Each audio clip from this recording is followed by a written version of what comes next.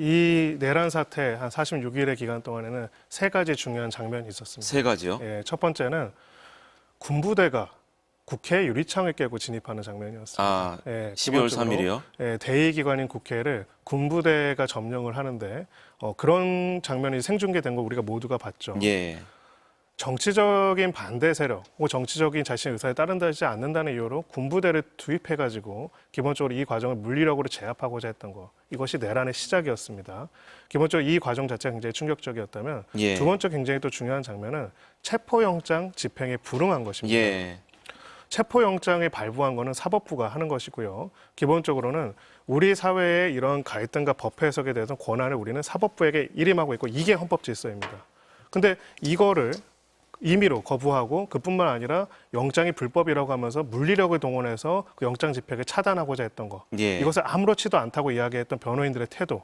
그리고 이런 부분들에 대해서 폭력적인 수단으로 법 집행에 저항하는 것이 마치 당연한 것처럼 이야기했던 것들이 하나의 중요한 장면이었습니다. 그러나 뭐 제가 격분까지 했다라고 이야기하는데 그 이유가 우리 법치의 가장 핵심이라고 할 수 있는 법적 결정에 대한 존중이라는 것들을 중요 정치 지도자가 부인할 뿐만 아니라 그 부분에 있어서 자신의 지지자들을 동원해서 그것을 물리적으로 차단하는 것이 당연하다라고 이야기했다는 것이죠. 예. 오늘 벌어진 이 사태는 너무나 초현실적이지만 바로 그 결과라고 볼 수가 있습니다.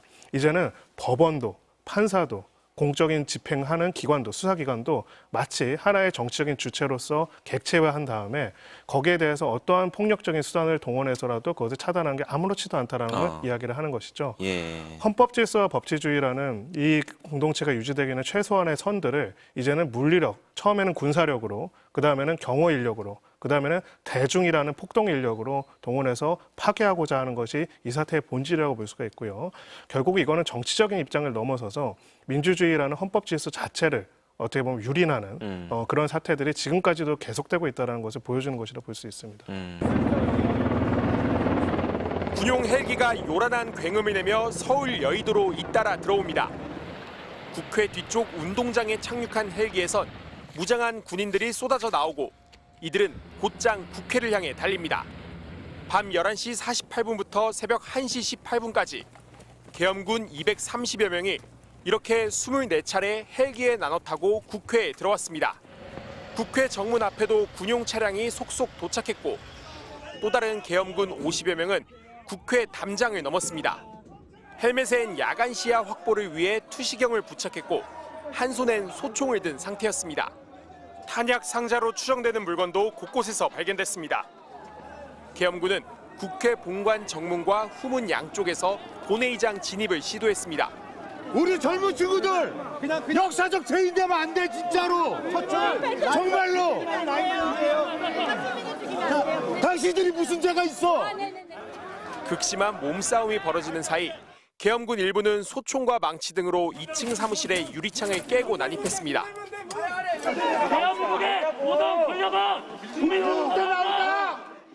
삽시간에 수십 명의 계엄군이 국회 본관 입구를 가득 메웠고 급기야 본회의장 바로 옆 통로까지 들이닥쳤습니다. 민주당은 당시 수도방위사령부 특임대가 이재명 대표는 물론 한동훈 국민의힘 대표와 우원식 국회의장을 체포하려고 움직이는 모습이 CCTV에 포착됐다고 주장했습니다. 무장한 계엄군이 국회를 짓밟은 초유의 위기 상황은 비상계엄 해제 요구 결의안이 가결된 뒤에야 조금씩 풀렸습니다.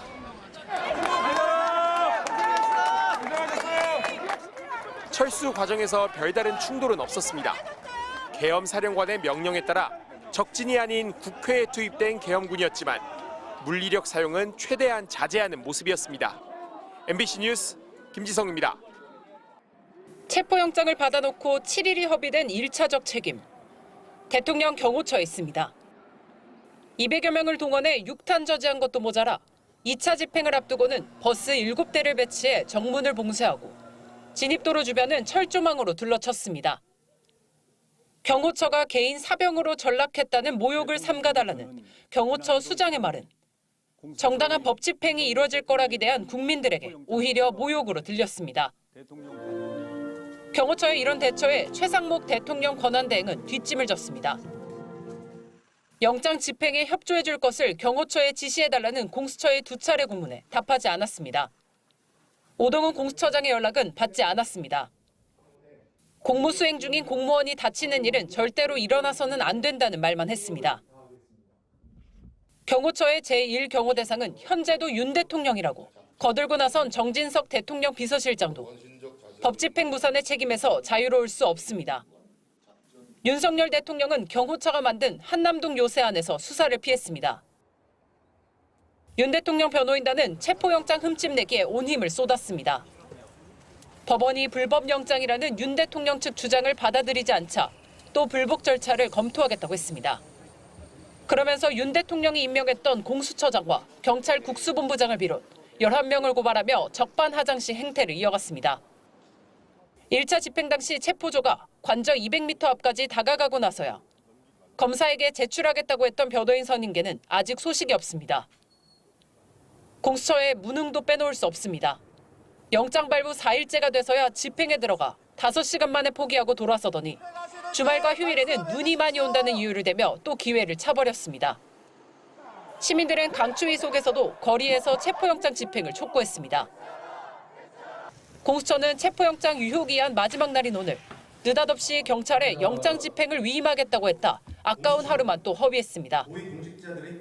공수처와 경찰이 체포영장 집행을 놓고 공을 넘기다 결국 다시 공수처가 하기로 제자리 걸음을 한 겁니다. 내란 우두머리 피의자를 체포해 조사하라고 법원이 허락한 7일은 이렇게 날아가 버렸습니다. MBC 뉴스 박솔립입니다.